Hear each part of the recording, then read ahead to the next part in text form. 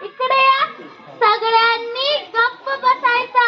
आजी आजोबांना त्रास द्यायचा नाही. हे मातोश्री वृद्धाश्रम इथे झालेले सगळे आजी आजोबा एकत्र राहतात. आजी आजोबा सोबत नीट राहायचं, नीट वागायचं, दंगा करायचा नाही. कळालं? हो मिस. बरं आता पळा पळा. चला लवकर, किती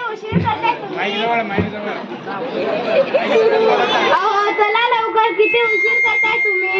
आलो गालो. भेट आजी आजोबांना. हो मिस.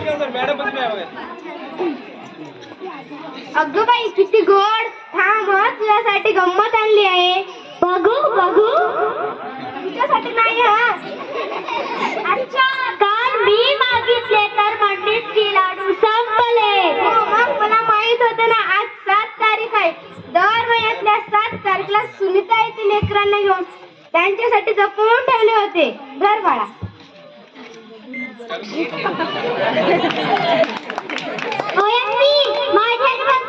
असेच लाडू बनवायची. मी खूप लहान होते ना. आजी आठवत नाही पण तिच्या आजीच चव आठवते. प्रेमाची चव साऱ्या जगात एकसारखीच असते पोरी. मॉम म्हणते माझे आजी आजोबा देवाघरी गेले. काय असते पोरी मी तुला सांगते बस. ते देवाच्या गुरुपुत्रावर लक्ष ठेवत असतील. तुम्ही इथे का आहात? मला नाही येत का गणातांची आठवण? येते ना, खूप येते.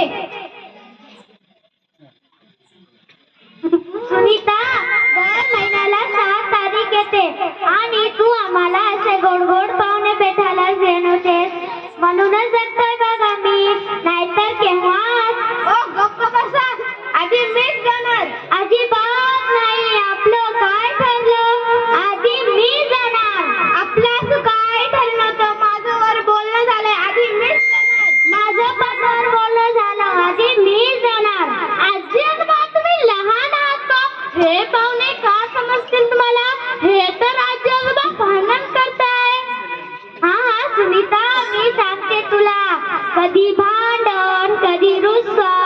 दिवसभरासाठी विषय मिळतो आणि जगण्याला निमित्त. खरंच तुटलेल्या लाकडावर पाखरं येऊन बसावं तुम्ही आल्यावर. माई काका तुम्हीच म्हणतात ना जुनं आठवायचं नाही आणि मागचं आठवायचं नाही. अगं तुला कसं माहित? माझा डॅडा बोलतो.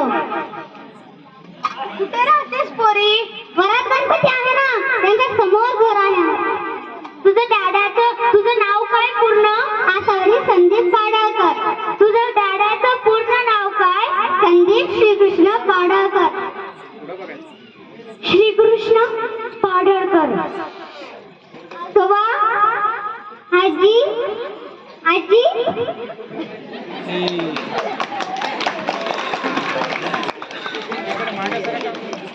आजोबा तुम्ही मला सोडून येते का? रात्री रोज तुमची आठवण करायचे.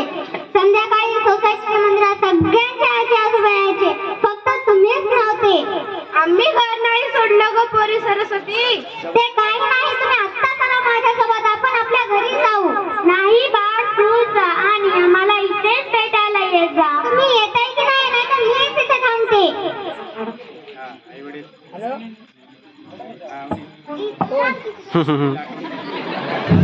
मी तुमच्याशिवाय नाही राहू शकत.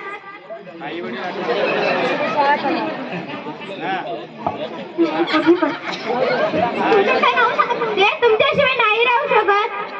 ते तुमच्याशिवाय राहू शकतात ना मग मी पण त्यांच्याशिवाय राहू शकते. मी इथेच राहणार. नाहीतर तुम्ही माझ्यासोबत घरी येणार. नाही बाळ तू जा आणि आम्हाला इथेच भेटायला येत जा. मी तुमचा फोन मिळेल का?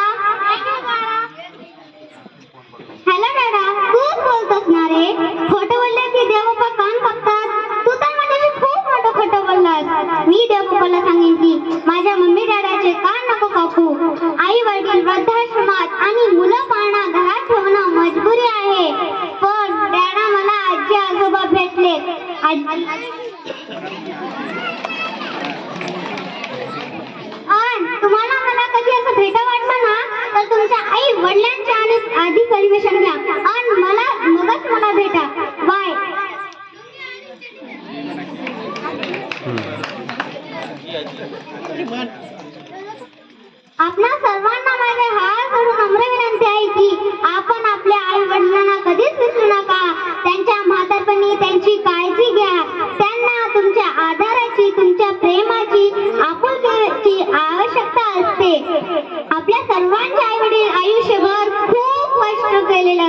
खूप दुःख सहन करतात म्हणून त्यांच्या